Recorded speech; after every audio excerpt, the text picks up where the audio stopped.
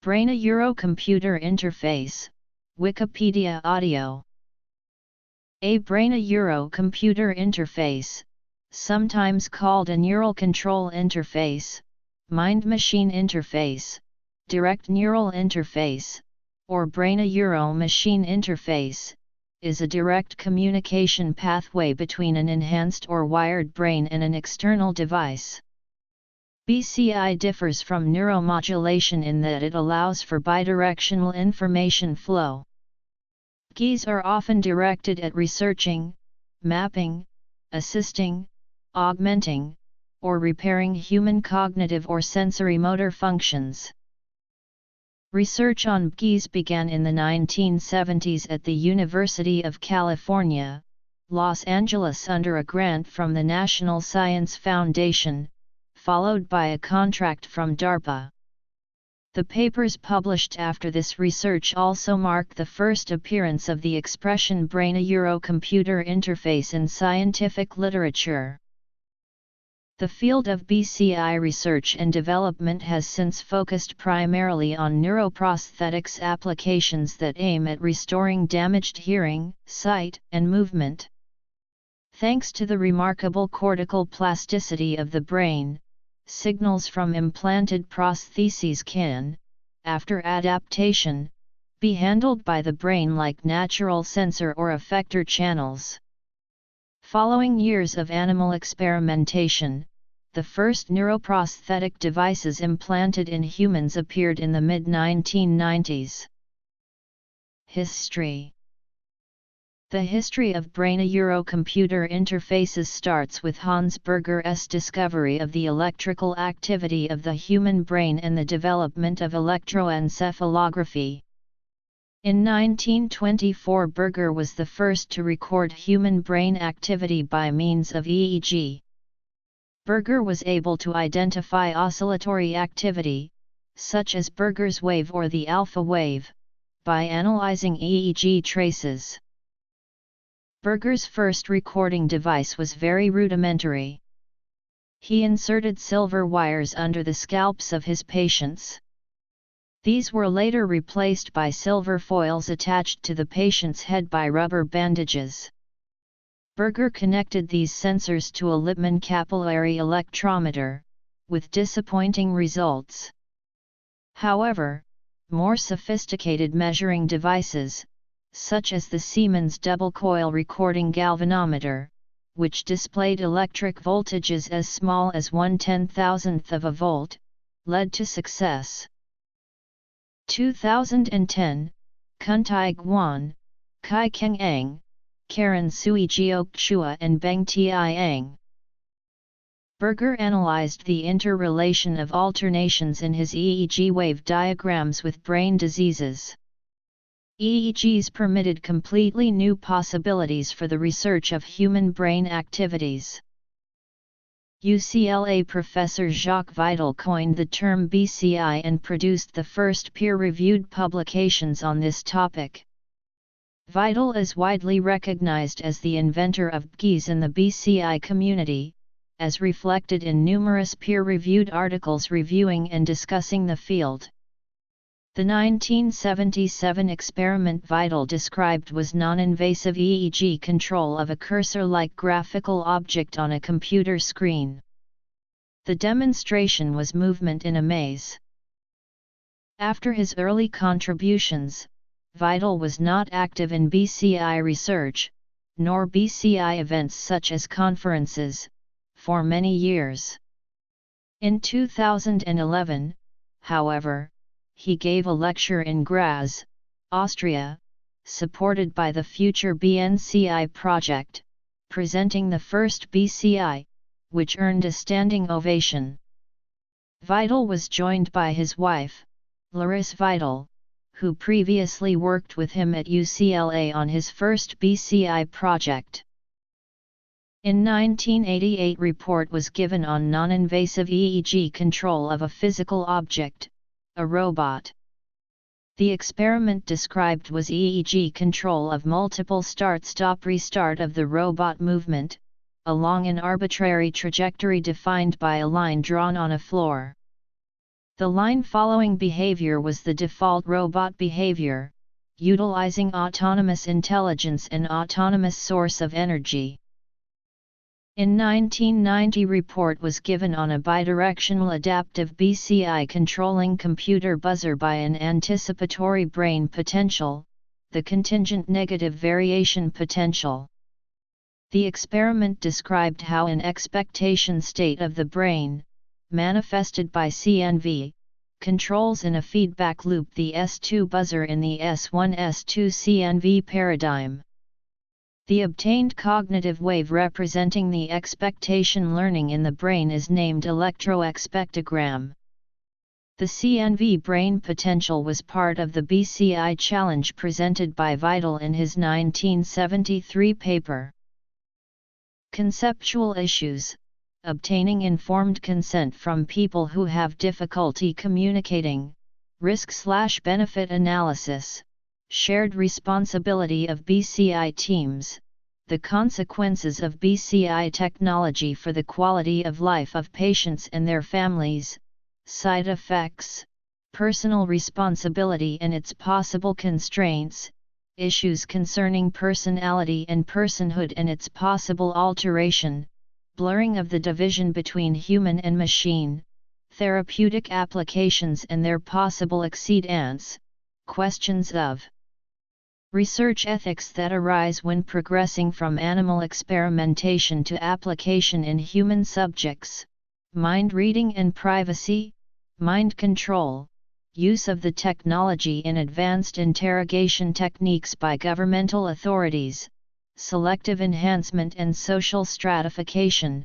communication to the media. In 2015, the BCI Society was officially launched. This non-profit organization is managed by an international board of BCI experts from different sectors with experience in different types of keys, such as invasive/non-invasive and control/non-control. The board is elected by the members of the society, which has several hundred members. Among other responsibilities, the BCI Society organizes the international BCI meetings. These major conferences occur every other year and include activities such as keynote lectures, workshops, posters, satellite events, and demonstrations.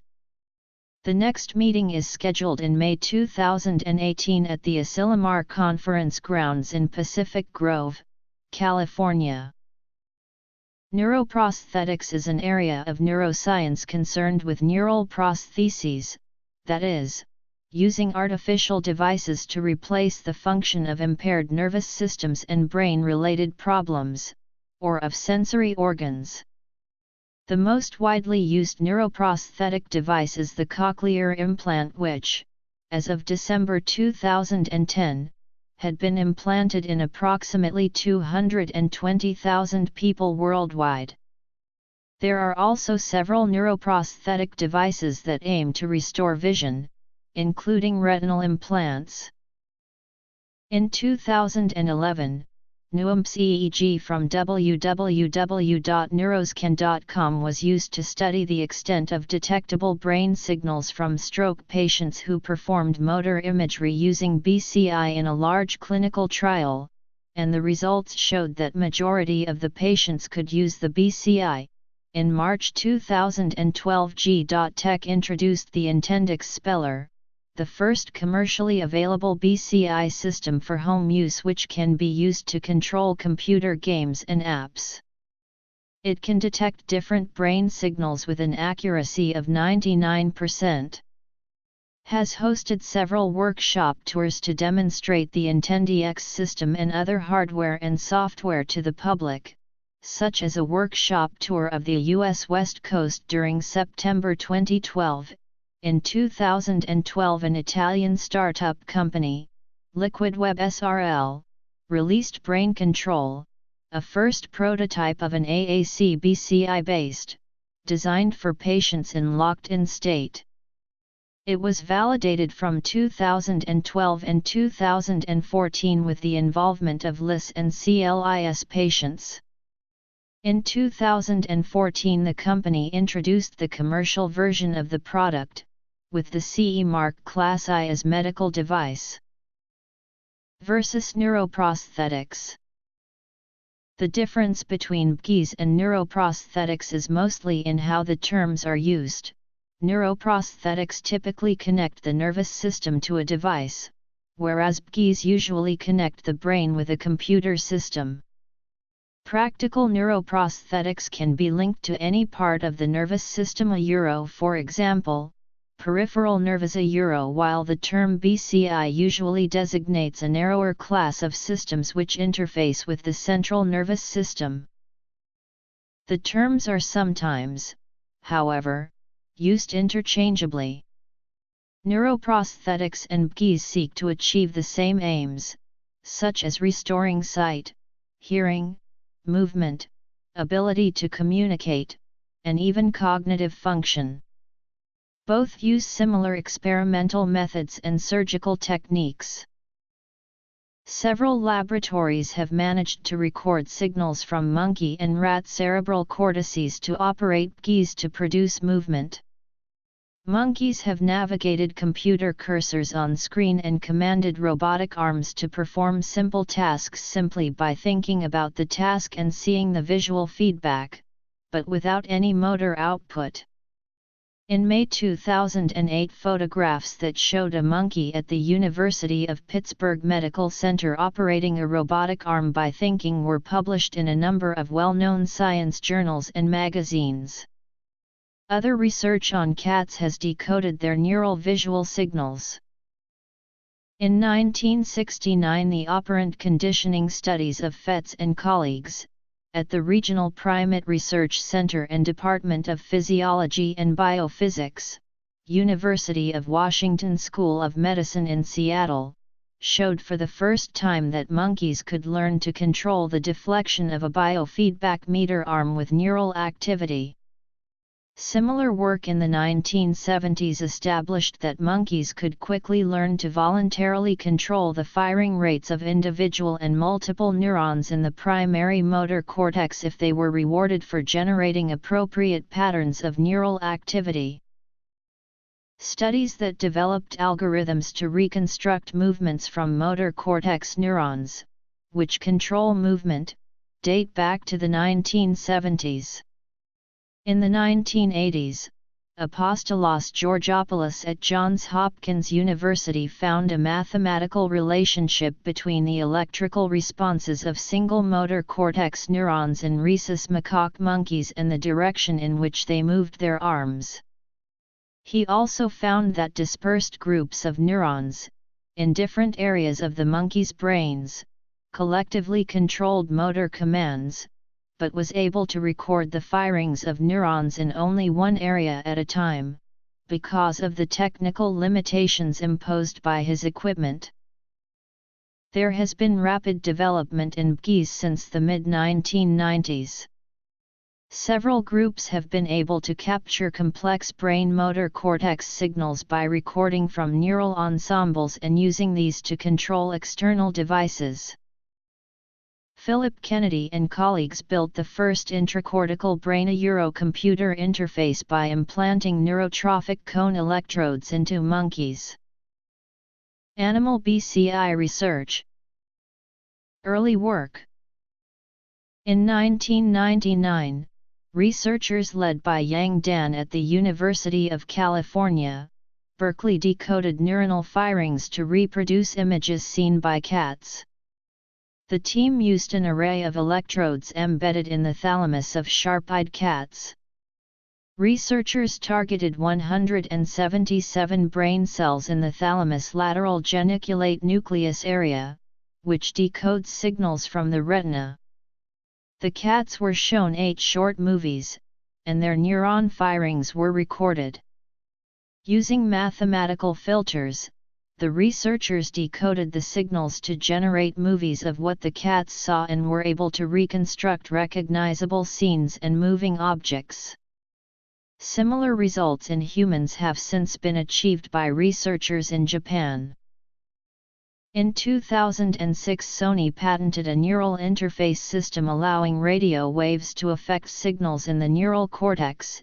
In 2007, NeuroSky released the first affordable consumer-based EEG along with the game NeuroBoy. This was also the first large-scale EEG device to use dry sensor technology.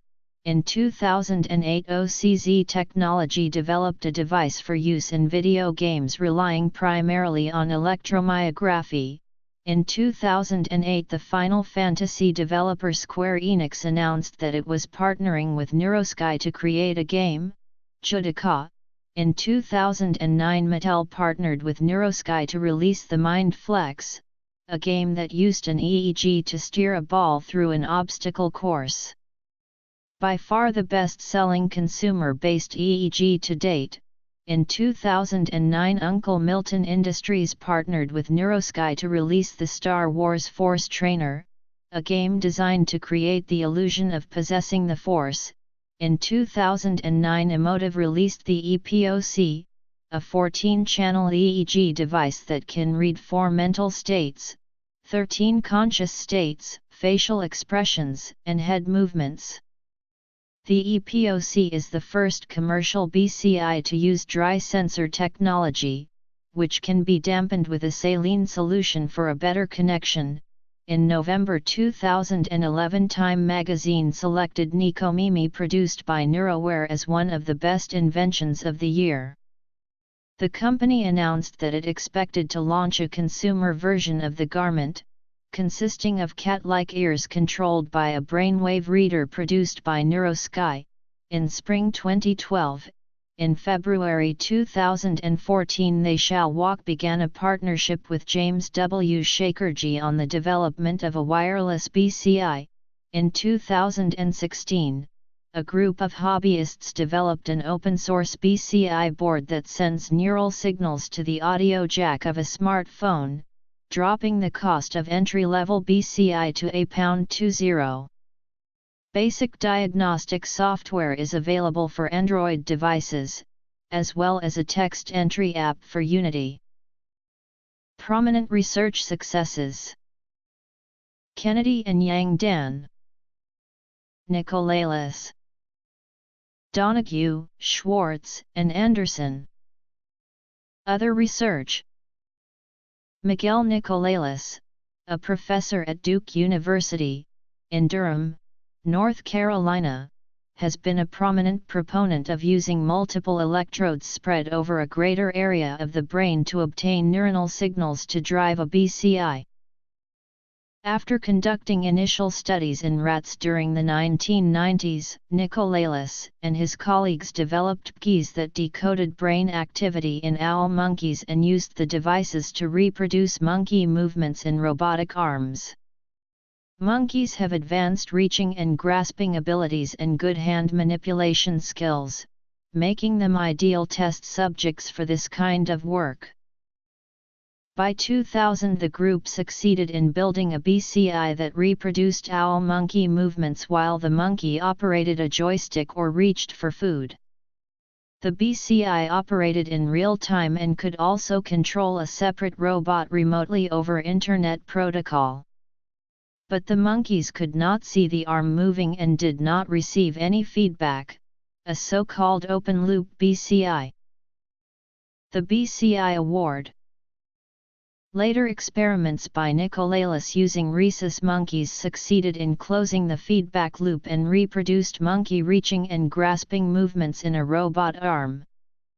With their deeply cleft and furrowed brains, rhesus monkeys are considered to be better models for human neurophysiology than owl monkeys. The monkeys were trained to reach and grasp objects on a computer screen by manipulating a joystick, while corresponding movements by a robot arm were hidden. The monkeys were later shown the robot directly and learned to control it by viewing its movements. The BCI used velocity predictions to control reaching movements and simultaneously predicted hand gripping force. In 2011, O'Doherty and colleagues showed a BCI with sensory feedback with rhesus monkeys. The monkey was brain controlling the position of an avatar arm while receiving sensory feedback through direct intracortical stimulation in the arm representation area of the sensory cortex. Other laboratories which have developed keys and algorithms that decode neuron signals include those run by John Donoghue at Brown University, Andrew Schwartz at the University of Pittsburgh and Richard Anderson at Caltech. These researchers have been able to produce working keys, even using recorded signals from far fewer neurons than did Nicolalis. Donoghue's group reported training rhesus monkeys to use a BCI to track visual targets on a computer screen with or without assistance of a joystick. Schwartz's group created a BCI for three-dimensional tracking in virtual reality and also reproduced BCI control in a robotic arm. The same group also created headlines when they demonstrated that a monkey could feed itself pieces of fruit and marshmallows using a robotic arm controlled by the animal's own brain signals. Anderson's group used recordings of pre-movement activity from the posterior parietal cortex in their BCI, including signals created when experimental animals anticipated receiving a reward. In addition to predicting kinematic and kinetic parameters of limb movements, keys that predict electromyographic or electrical activity of the muscles of primates are being developed. Such keys could be used to restore mobility in paralyzed limbs by electrically stimulating muscles. Miguel Nicolalis and colleagues demonstrated that the activity of large neural ensembles can predict arm position. This work made possible creation of keys that read arm movement intentions and translate them into movements of artificial actuators. Carmena and colleagues programmed the neural coding in a BCI that allowed a monkey to control reaching and grasping movements by a robotic arm. Lebedev and colleagues argued that brain networks reorganize to create a new representation of the robotic appendage in addition to the representation of the animal's own limbs. The biggest impediment to BCI technology at present is the lack of a sensor modality that provides safe, accurate, and robust access to brain signals. It is conceivable or even likely, however, that such a sensor will be developed within the next 20 years. The use of such a sensor should greatly expand the range of communication functions that can be provided using a BCI. Human BCI research. Development and implementation of a BCI system is complex and time-consuming. In response to this problem, Gerwin Schock has been developing a general-purpose system for BCI research, called BCI 2000.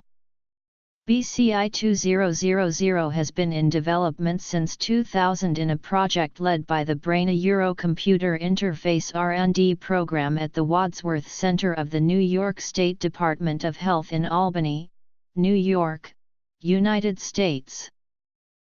A new wireless approach uses light-gated ion channels such as channel rhodopsin to control the activity of genetically defined subsets of neurons in vivo. In the context of a simple learning task, illumination of transfected cells in the somatosensory cortex influenced the decision-making process of freely moving mice. Invasive keys. The use of BMIs has also led to a deeper understanding of neural networks and the central nervous system. Research has shown that despite the inclination of neuroscientists to believe that neurons have the most effect when working together, single neurons can be conditioned through the use of BMIs to fire at a pattern that allows primates to control motor outputs. The use of BMIs has led to development of the single neuron insufficiency principle, which states that even with a well-tuned firing rate, single neurons can only carry a narrow amount of information, and therefore the highest level of accuracy is achieved by recording firings of the collective ensemble. Other principles discovered with the use of BMIs include the neuronal multitasking principle, the neuronal mass principle, the neural degeneracy principle, and the plasticity principle. GEs are also proposed to be applied by users without disabilities. A user-centered categorization of BCI approaches by Torsten Osander and Christian Koth introduces the term passive BCI. Next to active and reactive BCI that are used for directed control, passive GEs allow for assessing and interpreting changes in the user state during human-computer interaction. In a secondary, implicit control loop, the computer system adapts to its user, improving its usability in general. Vision, movement, partially invasive GEs. The annual BCI Research Award is awarded in recognition of outstanding and innovative research in the field of brain-computer interfaces. Each year, a renowned research laboratory is asked to judge the submitted projects. The jury consists of world-leading BCI experts recruited by the awarding laboratory. The jury selects 12 nominees, then chooses a first, second, and third place winner, who receive awards of $3,000, $2,000, and $1,000, respectively. The following list presents the first place winners of the annual BCI Research Award. Invasive BCI research has targeted repairing damaged sight and providing new functionality for people with paralysis. Invasive GEs are implanted directly into the gray matter of the brain during neurosurgery. Because they lie in the gray matter, invasive devices produce the highest quality signals of BCI devices but are prone to scar tissue buildup, causing the signal to become weaker, or even non-existent, as the body reacts to a foreign object in the brain. In vision science, direct brain implants have been used to treat non-congenital blindness. One of the first scientists to produce a working brain interface to restore sight was private researcher William Dobley. Dobley's first prototype was implanted into Jerry, a man blinded in adulthood, in 1978. A single-array BCI containing 68 electrodes was implanted onto Jerry, a Euro trademark S visual cortex, and succeeded in producing phosphenis, the sensation of seeing light. The system included cameras mounted on glasses to send signals to the implant. Initially, the implant allowed Jerry to see shades of gray in a limited field of vision at a low frame rate. This also required him to be hooked up to a mainframe computer, but shrinking electronics and faster computers made his artificial eye more portable and now enable him to perform simple tasks unassisted. In 2002, Jens Naumann, also blinded in adulthood, became the first in a series of 16 paying patients to receive Dobley, a Euro trademark S second-generation implant, marking one of the earliest commercial uses of GEs. The second-generation device used a more sophisticated implant enabling better mapping of phosphenis into coherent vision. Phosphenis are spread out across the visual field in what researchers call the starry night effect. Immediately after his implant, Jens was able to use his imperfectly restored vision to drive an automobile slowly around the parking area of the research institute. Unfortunately, Dobley died in 2004 before his processes and developments were documented. Subsequently, when Mr. Naumann and the other patients in the program began having problems with their vision, there was no relief and they eventually lost their sight again. Naumann wrote about his experience with Dobley's work in Search for Paradise, a patient's account of the artificial vision experiment, and has returned to his farm in southeast Ontario, Canada, to resume his normal activities. GEs focusing on motor neuroprosthetics aim to either restore movement in individuals with paralysis or provide devices to assist them, such as interfaces with computers or robot arms. Researchers at Emory University in Atlanta, led by Philip Kennedy and Roy Bakai, were first to install a brain implant in a human that produced signals of high enough quality to simulate movement. Their patient, Johnny Ray, suffered from a locked-in syndrome, a trademark after suffering a brainstem stroke in 1997.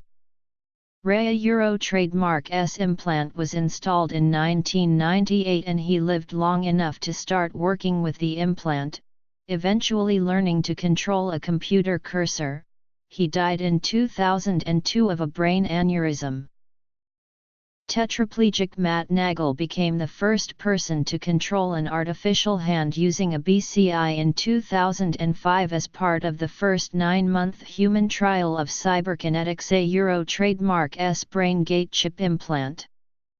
Implanted in Naglia trademark S right precentral gyrus, the 96-electrode brain gate implant allowed Nagel to control a robotic arm by thinking about moving his hand as well as a computer cursor, lights, and TV. 1 year later, Professor Jonathan Walpole received the prize of the Altran Foundation for Innovation to develop a brain-computer interface with electrodes located on the surface of the skull, instead of directly in the brain. More recently, research teams led by the Brain Gate Group at Brown University and a group led by University of Pittsburgh Medical Center, both in collaborations with the United States Department of Veterans Affairs, have demonstrated further success in direct control of robotic prosthetic limbs with many degrees of freedom using direct connections to arrays of neurons in the motor cortex of patients with tetraplegia. Partially invasive BCI devices are implanted inside the skull but rest outside the brain rather than within the gray matter. They produce better resolution signals than non-invasive BCIs where the bone tissue of the cranium deflects and deforms signals and have a lower risk of forming scar tissue in the brain than fully invasive BCIs. There has been preclinical demonstration of intracortical BCIs from the stroke perilesional cortex. Electrocorticography measures the electrical activity of the brain taken from beneath the skull in a similar way to non-invasive electroencephalography, but the electrodes are embedded in a thin plastic pad that is placed above the cortex, beneath the dura mater. ECOG technologies were first trialed in humans in 2004 by Eric Luthard and Daniel Moran from Washington University in St. Louis. In a later trial, the researchers enabled a teenage boy to play Space Invaders using his ECOG implant. This research indicates that control is rapid, requires minimal training, and may be an ideal trade-off with regards to signal fidelity and level of invasiveness. Signals can be either subdural or epidural, but are not taken from within the brain parenchyma itself. It has not been studied extensively until recently due to the limited access of subjects.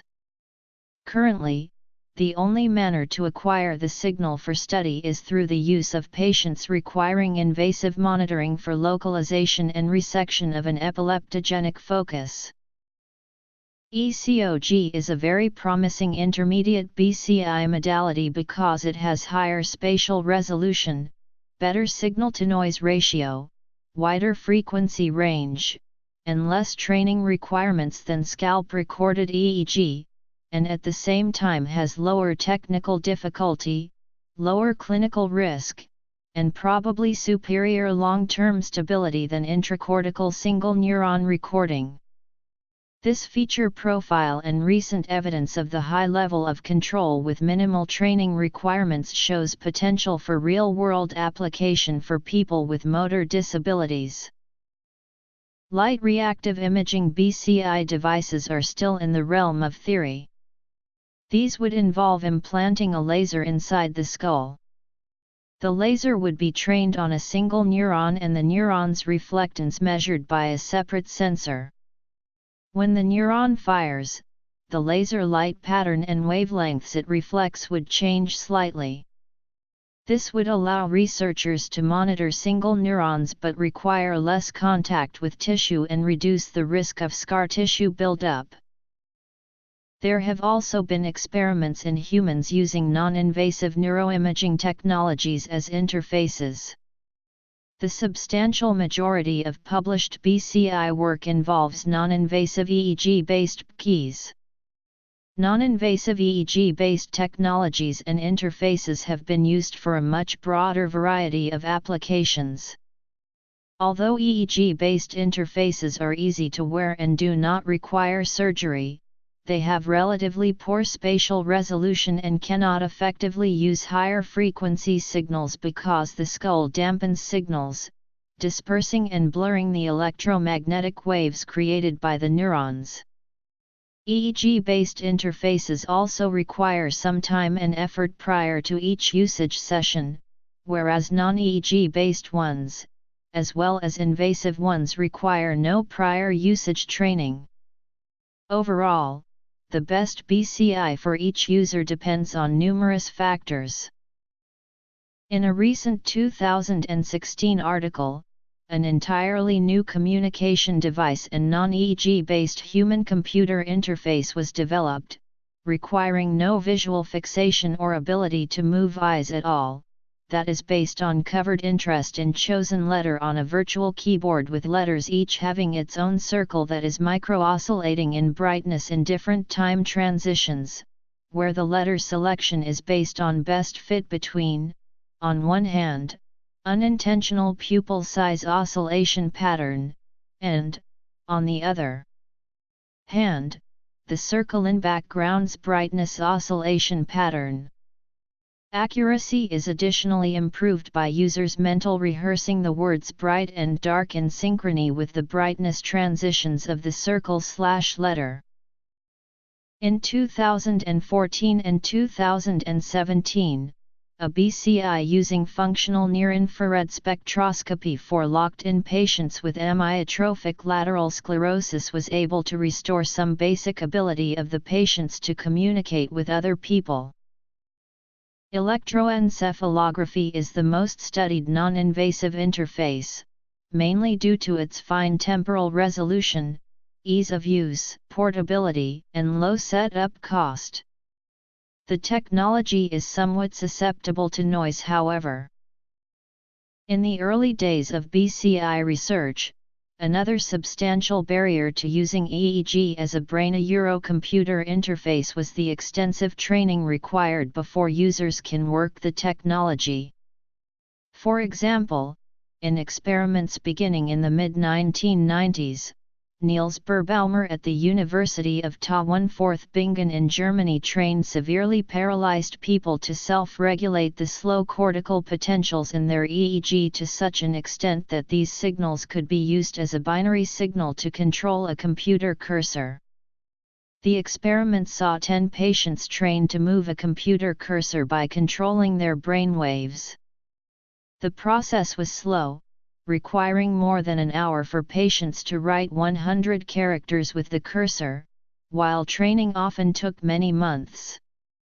However, the slow cortical potential approach to BCIs has not been used in several years, since other approaches require little or no training, are faster and more accurate, and work for a greater proportion of users.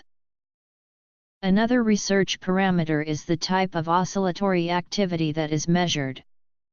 Berbaumer's later research with Jonathan Walpaugh at New York State University has focused on developing technology that would allow users to choose the brain signals they found easiest to operate a BCI, including mu and beta rhythms. A further parameter is the method of feedback used, and this is shown in studies of P300 signals. Patterns of P300 waves are generated involuntarily when people see something they recognize and may allow BCIs to decode categories of thoughts without training patients first. By contrast, the biofeedback methods described above require learning to control brainwaves so the resulting brain activity can be detected. While an EEG-based brain-computer interface has been pursued extensively by a number of research labs, recent advancements made by Bin He and his team at the University of Minnesota suggest the potential of an EEG-based brain-computer interface to accomplish tasks close to invasive brain-computer interface. Using advanced functional neuroimaging including bold functional MRI and EEG source imaging, Bin He and co-workers identified the CO variation and CO localization of electrophysiological and hemodynamic signals induced by motor imagination. Refined by a neuroimaging approach and by a training protocol, Bin He and co-workers demonstrated the ability of a non-invasive EEG-based brain-computer interface to control the flight of a virtual helicopter in three-dimensional space, based upon motor imagination. In June 2013 it was announced that Bin He had developed the technique to enable a remote control helicopter to be guided through an obstacle course. In addition to a brain-computer interface based on brain waves, as recorded from scalp EEG electrodes, Bin He and co-workers explored a virtual EEG signal-based brain-computer interface by first solving the EEG inverse problem and then used the resulting virtual EEG for brain-computer interface tasks. Well-controlled studies suggested the merits of such a source analysis-based brain-computer interface. A 2014 study found that severely motor-impaired patients could communicate faster and more reliably with non-invasive EEG BCI, than with any muscle-based communication channel. In the early 1990s Bobak-Taheri, at University of California, Davis demonstrated the first single and also multi-channel dry active electrode arrays using micromachining. The single-channel dry EEG electrode construction and results were published in 1994. The arrayed electrode was also demonstrated to perform well compared to silver/silver chloride electrodes. The device consisted of 4 sites of sensors with integrated electronics to reduce noise by impedance matching. The advantages of such electrodes are: no electrolyte used, no skin preparation, significantly reduced sensor size, and compatibility with EEG monitoring systems. The active electrode array is an integrated system made of an array of capacitive sensors with local integrated circuitry housed in a package with batteries to power the circuitry. This level of integration was required to achieve the functional performance obtained by the electrode. The electrode was tested on an electrical test bench and on human subjects in 4 modalities of EEG activity, namely, spontaneous EEG, sensory event-related potentials, brainstem potentials, and cognitive event-related potentials. The performance of the dry electrode compared favorably with that of the standard wet electrodes in terms of skin preparation, no gel requirements, and higher signal-to-noise ratio.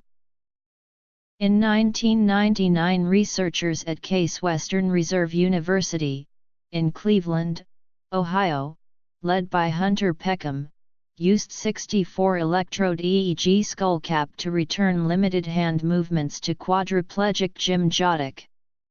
As Jodek concentrated on simple but opposite concepts like up and down, his beta rhythm EEG output was analyzed using software to identify patterns in the noise. A basic pattern was identified and used to control a switch. Above average activity was set to on, below average off. As well as enabling Jodek to control a computer cursor, the signals were also used to drive the nerve controllers embedded in his hands, restoring some movement. Non-invasive BGEs have also been applied to enable brain control of prosthetic upper and lower extremity devices in people with paralysis. For example, Gerd Pfurtskeller of Graz University of Technology and colleagues demonstrated a BCI-controlled functional electrical stimulation system to restore upper extremity movements in a person with tetraplegia due to spinal cord injury. Between 2012 and 2013, researchers at the University of California, Irvine demonstrated for the first time that it is possible to use BCI technology to restore brain-controlled walking after spinal cord injury. In their spinal cord injury research study, a person with paraplegia was able to operate a BCI robotic gait orthosis to regain basic brain-controlled ambulation. In 2009, Alex Blaney, an independent researcher based in the UK, successfully used the emotive EPOC to control a 5-axis robot arm. He then went on to make several demonstration mind-controlled wheelchairs and home automation that could be operated by people with limited or no motor control, such as those with paraplegia and cerebral palsy. Research into military use of BCIs funded by DARPA has been ongoing since the 1970s. The current focus of research is user-to-user communication through analysis of neural signals. In 2001, the Open EEG project was initiated by a group of DIY neuroscientists and engineers. The modular EEG was the primary device created the Open EEG community. It was a 6-channel signal capture board that cost between $200 and $400 to make at home. The Open EEG project marked a significant moment in the emergence of DIY brain-computer interfacing.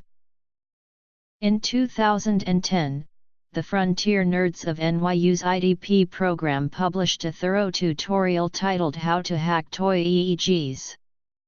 The tutorial, which stirred the minds of many budding DIY BCI enthusiasts, demonstrated how to create a single-channel at-home EEG with an Arduino and a Mattel MindFlex at a very reasonable price. This tutorial amplified the DIY BCI movement.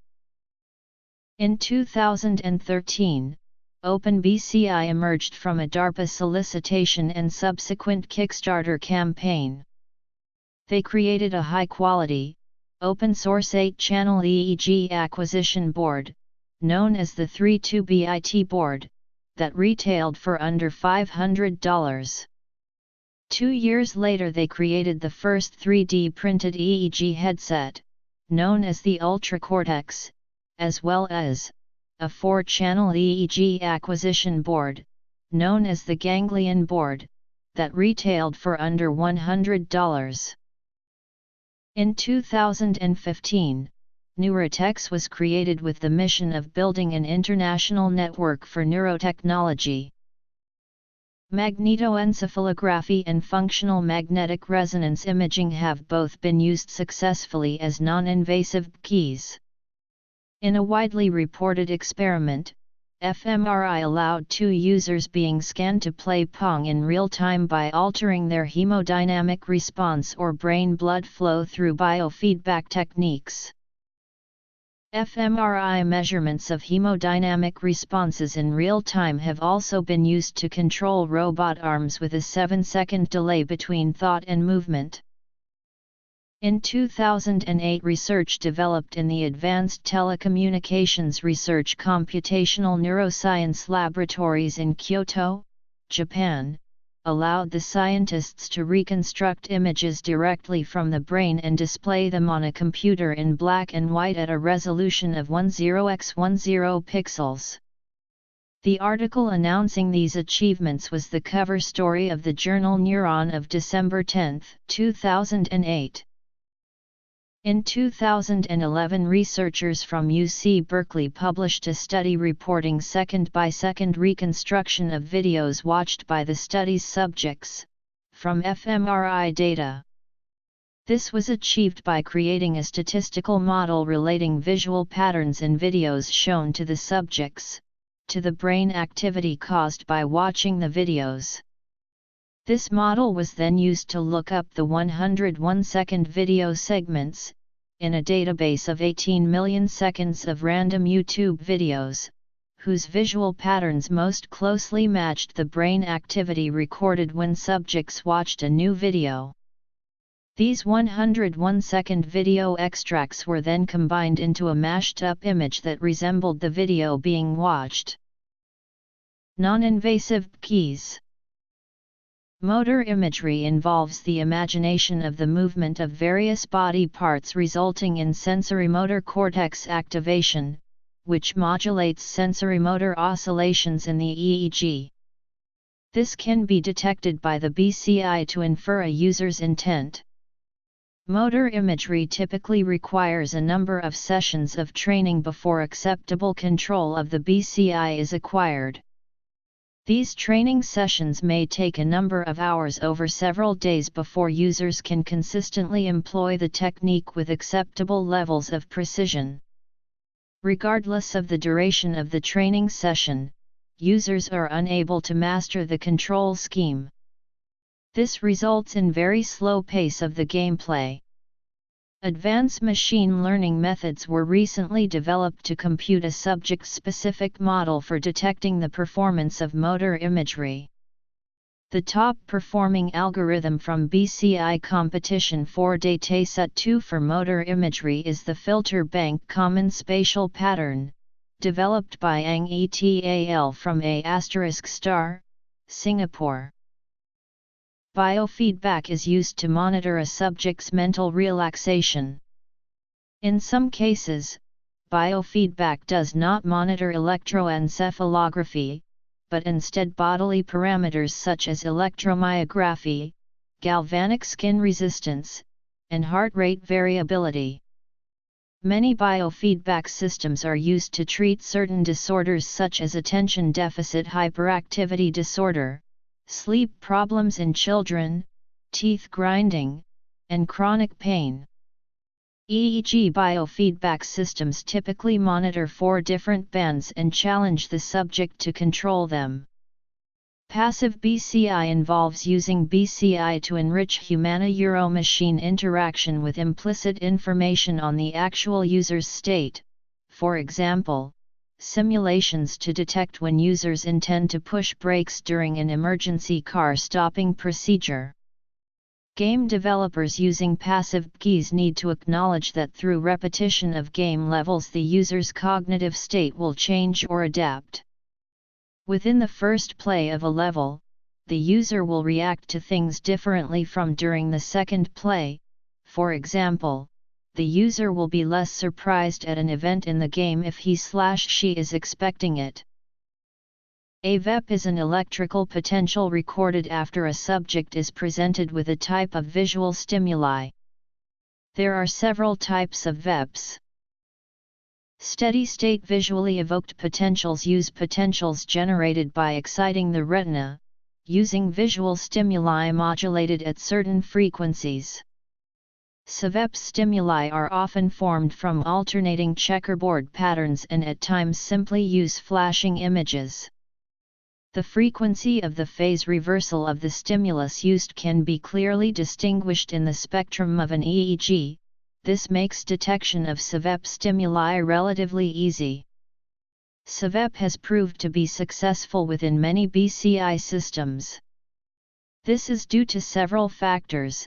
The signal elicited is measurable in as large a population as the transient VEP, and blink movement and electrocardiographic artifacts do not affect the frequencies monitored. In addition, the SVEP signal is exceptionally robust.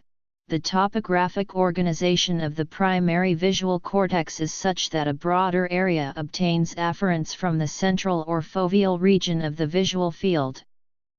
SVEP does have several problems, however. As SSVEPs use flashing stimuli to infer a user's intent, the user must gaze at one of the flashing or iterating symbols in order to interact with the system. It is, therefore, likely that the symbols could become irritating and uncomfortable to use during longer play sessions, which can often last more than an hour, which may not be an ideal gameplay. Another type of VEP used with applications is the P300 potential.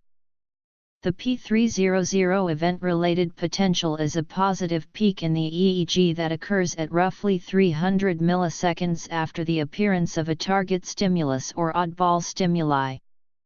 The P300 amplitude decreases as the target stimuli and the ignored stimuli grow more similar. The P300 is thought to be related to a higher level attention process or an orienting response. Using P300 as a control scheme has the advantage of the participant only having to attend limited training sessions. The first application to use the P300 model was the P300 matrix. Within this system, a subject would choose a letter from a grid of 6 by 6 letters and numbers. The rows and columns of the grid flashed sequentially, and every time the selected choice letter was illuminated, the user's P300 was elicited. However, the communication process, at approximately 17 characters per minute, was quite slow. The P300 is a BCI that offers a discrete selection rather than a continuous control mechanism. The advantage of P300 use within games is that the player does not have to teach himself/herself how to use a completely new control system, and so only has to undertake short training instances to learn the gameplay mechanics and basic use of the BCI paradigm. Non-EEG-based Humana-Euro computer interface. In a $6.3 million Army initiative to invent devices for telepathic communication, Gerwin Schock, underwritten in a $2.2 million grant, found the use of ECOG signals can discriminate the vowels and consonants embedded in spoken and imagined words, shedding light on the distinct mechanisms associated with production of vowels and consonants, and could provide the basis for brain-based communication using imagined speech. In 2002, Kevin Warwick had an array of 100 electrodes fired into his nervous system in order to link his nervous system into the Internet to investigate enhancement possibilities. With this in place, Warwick successfully carried out a series of experiments. With electrodes also implanted into his wife's nervous system, they conducted the first direct electronic communication experiment between the nervous systems of two humans. Pupil size oscillation. Research into synthetic telepathy using subvocalization is taking place at the University of California, Irvine under lead scientist Mike Dzimura. The first such communication took place in the 1960s using EEG to create Morse code using brain alpha waves. Using EEG to communicate imagined speech is less accurate than the invasive method of placing an electrode between the skull and the brain. On February 27, 2013, the group with Miguel Nicolelis at Duke University and IINNLs successfully connected the brains of two rats with electronic interfaces that allowed them to directly share information, in the first ever direct brain-to-brain interface. On September 3, 2014, direct communication between human brains became a possibility over extended distances through Internet transmission of EEG signals. Functional near-infrared spectroscopy. Electroencephalography-based brain-computer interfaces. In March and May 2014, a study conducted by Dipartimento di Psicologia Generale a Università di Padova, Ivan Lab a Forenza, Liquid Web SRL Company and Dipartimento di Ingegneria e Architettura a Università di Trieste, showed confirmatory results analyzing the EEG activity of two human partners spatially separated approximately 190 km apart when one member of the pair receives the stimulation and the second one is connected only mentally with the first. Researchers have built devices to interface with neural cells and entire neural networks in cultures outside animals. As well as furthering research on animal implantable devices, experiments on cultured neural tissue have focused on building problem-solving networks, constructing basic computers and manipulating robotic devices. Research into techniques for stimulating and recording from individual neurons grown on semiconductor chips is sometimes referred to as neuroelectronics or neurochips. Development of the first working neurochip was claimed by a Caltech team led by Jerome Pine and Michael Marr in 1997. The Caltech chip had room for 16 neurons. Overview: Dry active electrode arrays, prosthesis and environment control, DIY and open source BCI, MEG and MRI, BCI control strategies in neurogaming, motor imagery, bio/neurofeedback for passive BCI designs, visual evoked potential, synthetic telepathy/silent communication, cell culture keys, ethical considerations, clinical and research-grade BCI-based interfaces, low-cost BCI-based interfaces, future directions, disorders of consciousness. In 2003, a team led by Theodore Berger, at the University of Southern California, started work on a neurochip designed to function as an artificial or prosthetic hippocampus. The neurochip was designed to function in rat brains and was intended as a prototype for the eventual development of higher brain prosthesis. The hippocampus was chosen because it is thought to be the most ordered and structured part of the brain and is the most studied area. Its function is to encode experiences for storage as long-term memories elsewhere in the brain.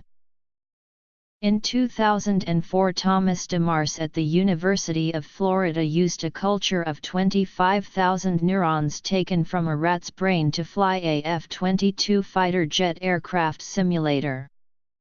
After collection, the cortical neurons were cultured in a petri dish and rapidly began to reconnect themselves to form a living neural network.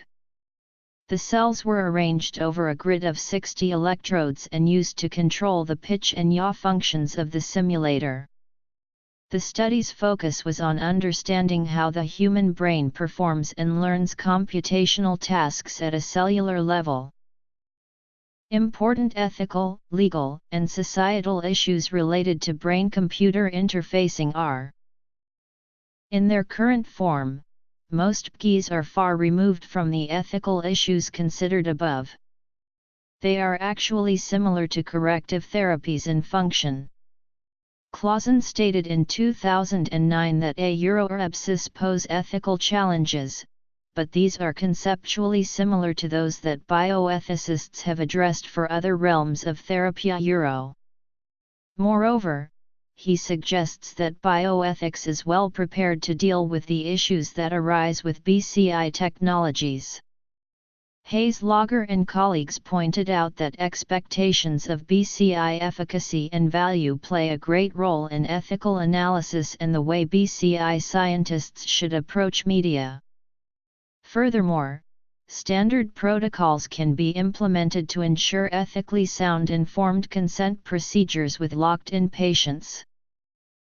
The case of BCIs today has parallels in medicine, as will its evolution. Much as pharmaceutical science began as a balance for impairments and is now used to increase focus and reduce need for sleep, BCIs will likely transform gradually from therapies to enhancements.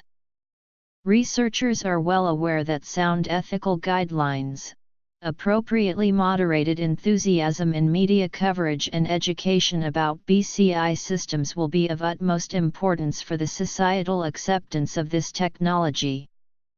Thus, recently more effort is made inside the BCI community to create consensus on ethical guidelines for BCI research, development, and dissemination.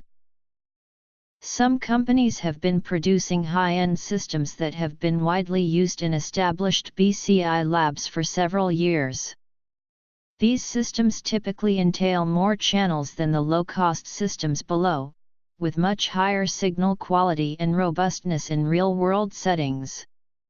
Some systems from new companies have been gaining attention for new BCI applications for new user groups, such as persons with stroke or coma. Recently, a number of companies have scaled back medical-grade EEG technology to create inexpensive keys.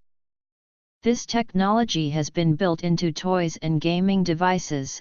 Some of these toys have been extremely commercially successful, like the NeuroSky and Mattel Mind Flex. A consortium consisting of 12 European partners has completed a roadmap to support the European Commission in their funding decisions for the new framework program Horizon 2020. The project, which was funded by the European Commission, started in November 2013 and ended in April 2015. The roadmap is now complete, and can be downloaded on the project's web page. A 2015 publication led by Drive Clemens Brunner describes some of the analyses and achievements of this project, as well as the emerging Brain-Computer Interface Society. For example, this article reviewed work within this project that further defined keys and applications, explored recent trends, discussed ethical issues, and evaluated different directions for new keys. As the article notes, their new roadmap generally extends and supports the recommendations from the future BNCI project managed by Dr. Brendan Allison, which conveys substantial enthusiasm for emerging BCI directions. Motor recovery. In addition to, other recent publications have explored the most promising future BCI directions for new groups of disabled users. Some prominent examples are summarized below. Some persons have a disorder of consciousness. This state is defined to include persons with coma, as well as persons in a vegetative state or minimally conscious state. New BCI research seeks to help persons with DOC in different ways. A key initial goal is to identify patients who are able to perform basic cognitive tasks, which would of course lead to a change in their diagnosis. That is, some persons who are diagnosed with DOC may in fact be able to process information and make important life decisions. Some persons who are diagnosed with DOC die as a result of end-of-life decisions, which may be made by family members who sincerely feel this is in the patient's best interests.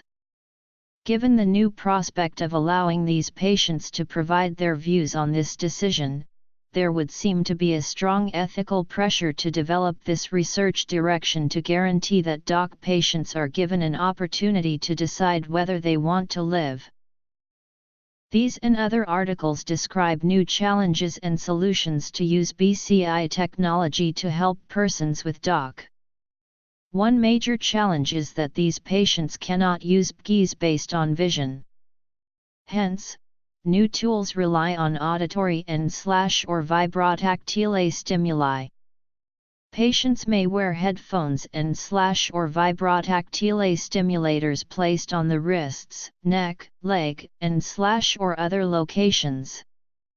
Another challenge is that patients may fade in and out of consciousness, and can only communicate at certain times. This may indeed be a cause of mistaken diagnosis. Some patients may only be able to respond to physicians' requests during a few hours per day and thus may have been unresponsive during diagnosis. Therefore, new methods rely on tools that are easy to use in field settings, even without expert help, so family members and other persons without any medical or technical background can still use them. This reduces the cost, time, need for expertise, and other burdens with doc assessment. Automated tools can ask simple questions that patients can easily answer, such as, "Is your father named George?" or "Were you born in the USA?" Automated instructions inform patients that they may convey yes or no by focusing their attention on stimuli on the right versus left wrist. This focused attention produces reliable changes in EEG patterns that can help determine that the patient is able to communicate. The results could be presented to physicians and therapists, which could lead to a revised diagnosis and therapy. In addition, these patients could then be provided with BCI-based communication tools that could help them convey basic needs, adjust bed position and HVAC, and otherwise empower them to make major life decisions and communicate. Functional brain mapping. This research effort was supported in part by different EU-funded projects, such as the Decoder project led by Professor Andrea Kubler at the University of Würzburg. This project contributed to the first BCI system developed for doc assessment and communication, called MindBeagle. This system is designed to help non-expert users work with doc patients, but is not intended to replace medical staff. An EU-funded project that began in 2015 called ComAlert conducted further research and development to improve doc prediction, assessment, rehabilitation, and communication, called PARC in that project. Another project funded by the National Science Foundation is led by Profs. Dean Krusienski and Chong Nam. This project provides for improved vibrotactile systems, advanced signal analysis, and other improvements for doc assessment and communication. People may lose some of their ability to move due to many causes, such as stroke or injury. Several groups have explored systems and methods for motor recovery that include BCIs. In this approach, a BCI measures motor activity while the patient imagines or attempts movements as directed by a therapist. The BCI may provide two benefits. If the BCI indicates that a patient is not imagining a movement correctly, then the BCI could inform the patient and therapist, and rewarding feedback such as functional stimulation or the movement of a virtual avatar also depends on the patient's correct movement imagery. Flexible devices. So far, BCIs for motor recovery have relied on the EEG to measure the patient's motor imagery. However, studies have also used fMRI to study different changes in the brain as persons undergo BCI-based stroke rehab training. Future systems might include the fMRI and other measures for real-time control, such as functional near-infrared, probably in tandem with EEGs. Non-invasive brain stimulation has also been explored in combination with BCIs for motor recovery. Like the work with BCIs for doc, this research direction was funded by different public funding mechanisms within the EU and elsewhere. The VEER project included work on a new system for stroke rehabilitation focused on BCIs and advanced virtual environments designed to provide the patient with immersive feedback to foster recovery. This project, and the RecoverIX project that focused exclusively on a new BCI system for stroke patients, contributed to a hardware and software platform called RecoverIX. This system includes a BCI as well as a functional electrical stimulator and virtual feedback. In September 2016, a training facility called a RecoverIX Gym opened in Austria, in which therapists use this system to provide motor rehab therapy to persons with stroke. Each year, about 400,000 people undergo brain mapping during neurosurgery. This procedure is often required for people with tumors or epilepsy that do not respond to medication. During this procedure, electrodes are placed on the brain to precisely identify the locations of structures and functional areas. Patients may be awake during neurosurgery and asked to perform certain tasks, such as moving fingers or repeating words. This is necessary so that surgeons can remove only the desired tissue while sparing other regions, such as critical movement or language regions. Removing too much brain tissue can cause permanent damage, while removing too little tissue can leave the underlying condition untreated and require additional neurosurgery. Thus, there is a strong need to improve both methods and systems to map the brain as effectively as possible. In several recent publications, BCI research experts and medical doctors have collaborated to explore new ways to use BCI technology to improve neurosurgical mapping. This work focuses largely on high gamma activity, which is difficult to detect with non-invasive means. Results have led to improved methods for identifying key areas for movement, language, and other functions.